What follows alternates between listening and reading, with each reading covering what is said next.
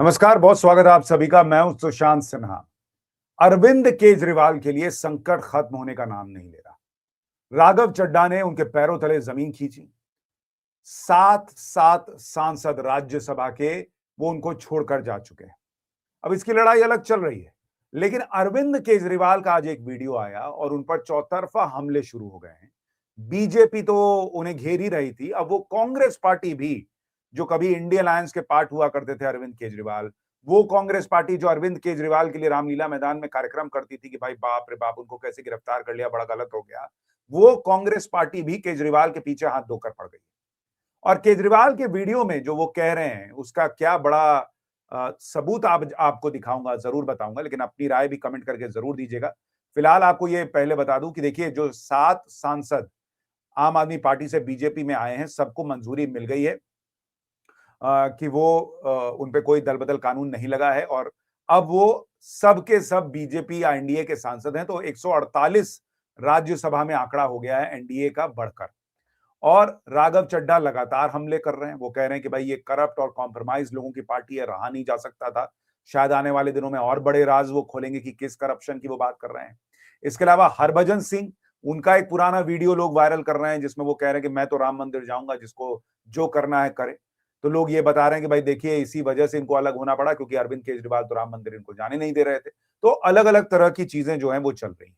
लेकिन इस बीच अरविंद केजरीवाल को लेकर कांग्रेस पार्टी सबसे ज्यादा हमलावर हो गई। एक बार सुनिए राहुल गांधी क्या कह रहे हैं, फिर आपको बताता हूं कि अरविंद केजरीवाल ने आज कौन सा वीडियो डालकर अपने ही पैर पर कुल्हाड़ी मारी है। लेकिन पहले राहुल गांधी को सुनिए। एक नए तरीके की राजनीति की बात की थी।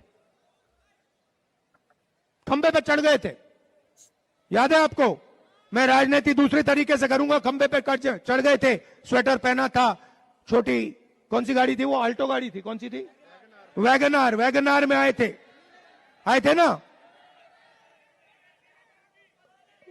वैगनार में आए और सीधे शीश महल के पार्किंग लॉट में चले गए। करोड़ों रुपए का घर, भ्रष्टाचार, पोल्यूशन। जो शीला जी ने इंफ्रास्ट्रक्चर बनाया था, सड़कें बनाई थी, पुल बनाए थे, फ्लाईओवर बनाए थे, विकास का काम किया था, उस सब को इन्होंने खत्म कर दिया है।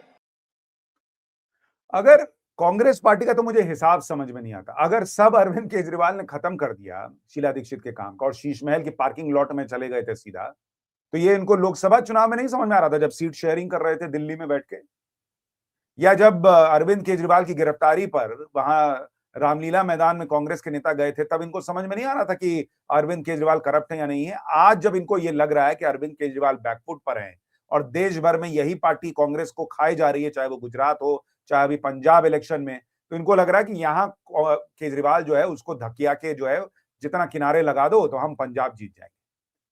आप अजय माकन को सुनिए, वो कैसी बात कर रहे हैं, फिर आपको आगे की बात बताता हूं। उन लोगों को बदनाम करने की अगर साजिश किसी ने रची तो उसका नाम अरविंद केजरीवाल और आम आदमी पार्टी है।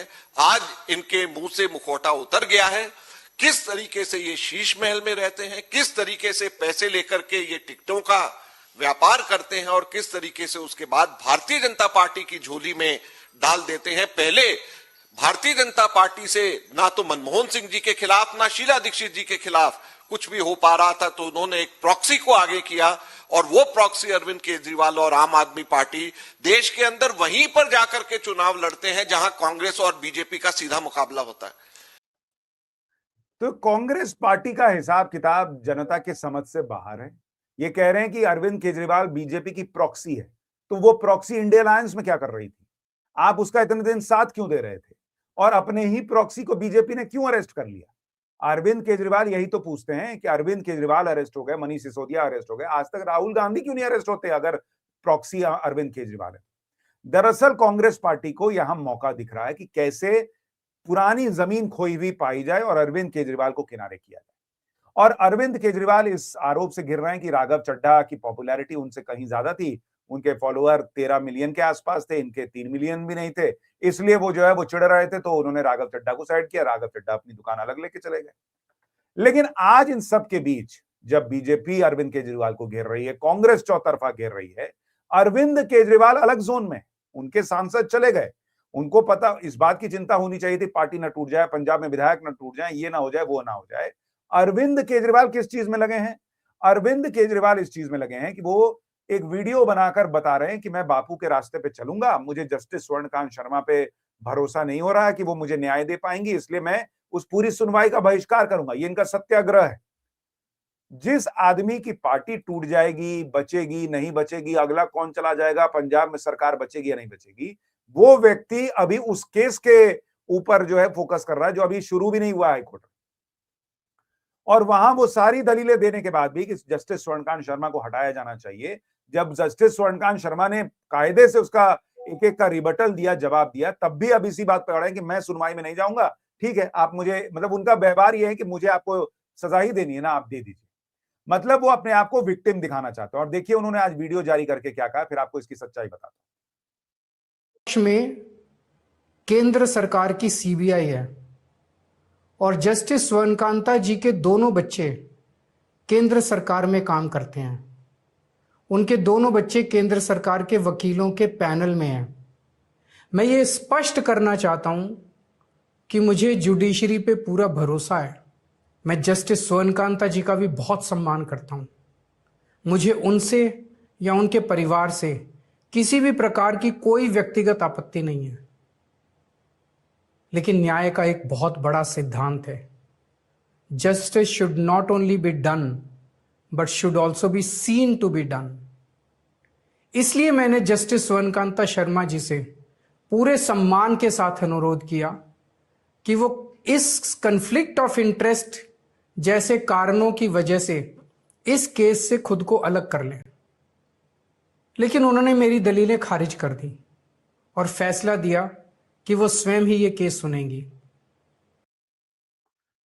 तो अरविंद केजरीवाल दो दलील दे रहे हैं। एक, वो कह रहे हैं कि जस्टिस स्वर्णकांत शर्मा जो हैं वो दरअसल आरएसएस से जुड़ी हुई एक वकीलों की संस्था है, अखिल भारतीय अधिवक्ता परिषद, उसके कार्यक्रम में जाती रही हैं। इसका मतलब उनकी आइडियोलॉजी आरएसएस की है, तो वो कैसे न्याय कर सकती, क्योंकि अरविंद केजरीवाल तो आरएसएस और बीजेपी के खिलाफ आइडियोलॉजी लेकर चलते हैं।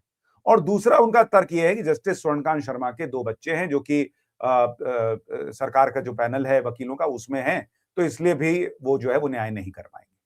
अब मैं आपको पहले एक चीज दिखाता हूं। जिस अखिल भारतीय अधिवक्ता परिषद की बात हो रही है, उसका एक पुराना कार्यक्रम का आपको ये कटिंग दिखा रहा हूं, अखिल भारतीय अधिवक्ता परिषद, और ये आपको 26 दिसंबर 2022 का मंडे का इनविटेशन है। इसमें चीफ गेस्ट कौन है?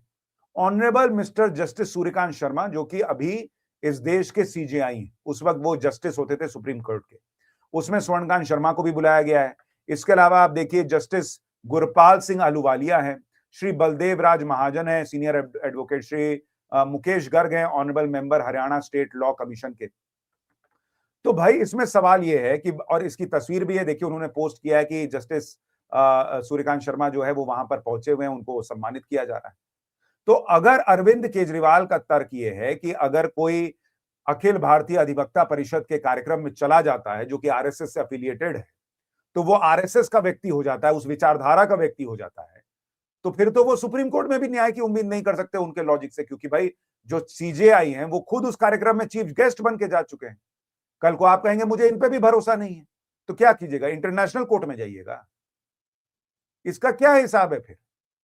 दूसरा प्रश्न वो जो उठा रहे हैं कि भाई जस्टिस स्वर्णकांत शर्मा के जो बच्चे हैं वो अगर सरकारी किसी पैनल में हैं, वकील हैं, तो भाई न्याय नहीं मिल सकता। तो फिर ऐसे तो जस्टिस स्वर्णकांत शर्मा को आप हटा दीजिए, फिर उनको जज रहने का फिर अधिकार ही नहीं रह जाएगा। हर आदमी आएगा कहेगा कि नहीं नहीं मुझे क्या भरोसा ये न्याय दे सकती है कि नहीं दे सकती। इस तरह से भाई जो भी जज होगा उसका बच्चा अपना रास्ता नहीं चुन सकता।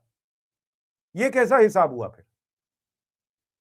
वो अगर कहीं से आपको ये लगे कि भाई उन्होंने आज तक ऐसा होने की वजह से कोई फैसला ऐसा सुनाया ही नहीं जो सरकार के खिलाफ हो, या लगे कि भाई वो बिल्कुल सरकार के खिलाफ वाली चीज में भी सरकार के पक्ष में जाके फैसला दे रही है जो सुप्रीम कोर्ट में पलट जा रहा है, तब तो आप ये मामला लेके सुप्रीम कोर्ट चले जाइए, कहिए कि भाई इनको हटाइए, मुझे विश्वास नहीं है।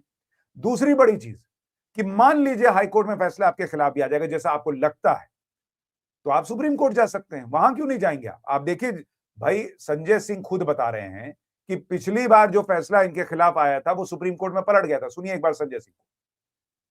जनता के मामले में 3-4 महत्वपूर्ण बातें हैं जो आपके दर्शकों को जानना जरूरी है। जस्टिस स्वर्णकांता के जो बच्चे हैं वो सरकारी लाभ ले रहे हैं, इस पर हमने आपत्ति दर्ज कराई। जस्टिस स्वर्णकांता जी वो हैं जिन्होंने एक्साइज पॉलिसी के मामले में 6 बार हमारे खिलाफ फैसला दिया और सुप्रीम कोर्ट ने उस फैसले को बदला। जस्टिस स्वर्णकांता जी वो हैं जिनके पास ईडी पहुंची और ये कहा कि सतेन जैन के मामले में निचली अदालत की जो सुनवाई हो रही है, जज साहिबा पे हमें भरोसा नहीं है। किसने कहा? ईडी ने कहा। और स्वर्णकांता जी ने मान लिया, बोले हाँ बिल्कुल अच्छी बात है, हम जज बदल देते हैं। तो जब फैसला आने वाला था सतेन जैन के मामले में, ईडी पहुंची तो जज साहिबा ने, स्वर्णकांता जी ने नीचे की अदालत का जज बदल दिया। अब जब हम उनसे कह रहे हैं कि भाई 6 बार आप हमारे खिलाफ फैसला दे चुकी हैं, सुप्रीम कोर्ट ने आपके फैसले को बदला है, आपके बच्चों को सरकारी लाभ मिलता है, सतेन जैन के मामले में आप ऐसा फैसला दे चुकी हैं, आप आरएसएस के कार्यक्रमों में जाती हैं। आरएसएस कौन है? आरएसएस वो है जिसने बीजेपी को जन्म दिया। बीजेपी कौन है? जिसने मोदी अमित शाह को जन्म दिया। मोदी अमित शाह कौन है? जिन्होंने अरविंद केजरीवाल पर और आम आदमी पार्टी के नेताओं पे फर्जी मुकदमे बनाए। आप जाके वहां पे कहती हैं स्वर्णकांता जी का। तो मोटे तौर पर संजय सिंह भी वही बात कह रहे हैं कि आप आरएसएस के कार्यक्रम में गई, वो अधिवक्ता परिषद वाला, और उसमें मैं आपको दिखा रहा हूं कि चीफ जस्टिस ऑफ इंडिया भी पहले कार्यक्रम में जा चुके हैं, तो फिर आपको सुप्रीम कोर्ट पे भी भरोसा नहीं होना चाहिए। दूसरी बात कि भाई आप कह रहे हैं कि जब ईडी गई थी निचली अदालत के जज को लेकर हाईकोर्ट में, तो हाईकोर्ट ने जज को बदल दिया था। आप भी हाईकोर्ट के जज को लेकर मामला सुप्रीम कोर्ट चले जाइए, सुप्रीम कोर्ट बदल देगा। हाईकोर्ट की जज खुद को कैसे बदलेंगी? वो यही तो कह रही हैं कि अगर मैं ये करने लग गई कि कल को कोई भी वादी आएगा और कहेगा कि भाई मुझे आप पे भरोसा नहीं, तो ऐसे तो जजमेंट हो गया, फिर ऐसे तो कोर्ट चल गए कि सबके हिसाब से जो है वो जज चुना जाएगा। एक कहेगा नहीं मुझे यही चाहिए, दूसरा कहेगा मुझे ये नहीं चाहिए, फिर किसकी सुनिएगा? कैसे चलेगा ऐसा? आप सुप्रीम कोर्ट जाइए, कहिए कि भाई इन पे हमको भरोसा नहीं है, सुप्रीम कोर्ट में दलीलें रखिए। आप ये जो जस्टिस स्वर्णकांत शर्मा ने कहा था कि अरविंद केजरीवाल बेसिकली अपने लिए माहौल बना रहे हैं कि फैसला उनके पक्ष में अगर नहीं आया तो वो सीधे सीधे कह देंगे कि मैं तो पहले ही कह रहा था कि मुझे जो है वो भरोसा नहीं, और अगर पक्ष में आ गया तो कहेंगे कि भाई मैंने इतना प्रेशर बना दिया, तो देखिए ये तो होना ही था। तो इसलिए चित भी मेरी पट भी मेरे वाला हिसाब है, और अरविंद केजरीवाल इन सारे चीजों के बीच बहुत भयंकर गिरते चले जा रहे हैं। वो ये प्रयास तो कर रहे हैं लेकिन उनको इसमें बहुत फायदा होता दिख नहीं रहा है। राघव चड्ढा का जाना, कांग्रेस का उन पर हमलावर होना, कांग्रेस भी कह रही है कि भाई आप क्यों फैसला सुना रहे हैं, कांग्रेस इसमें साथ नहीं दे रही है केजरीवाल का। तो केजरीवाल चौतरफा घिरे हुए हैं, और पंजाब इलेक्शन के पहले ये सारी चीजें बता रही हैं कि उनके लिए आने वाला समय और मुश्किल हो सकता है। लेकिन अरविंद केजरीवाल के लिए बहुत से लोग ये भी कह रहे हैं कि वो पंजाब में अभी भी अपनी मजबूती बना के रखे। क्या वहां विधायक टूटेंगे, नहीं टूटेंगे, नुकसान होगा या नहीं होगा, ये तो आने वाला वक्त बताएगा। लेकिन आपकी राय क्या है, कमेंट करके जरूर बताइएगा। और क्या आपके हिसाब से जस्टिस स्वर्णकांत शर्मा को इस केस से अलग हो जाना चाहिए? आपकी राय क्या है, कमेंट कीजिएगा। वीडियो को लाइक और शेयर कीजिएगा, चैनल को सब्सक्राइब। नमस्कार।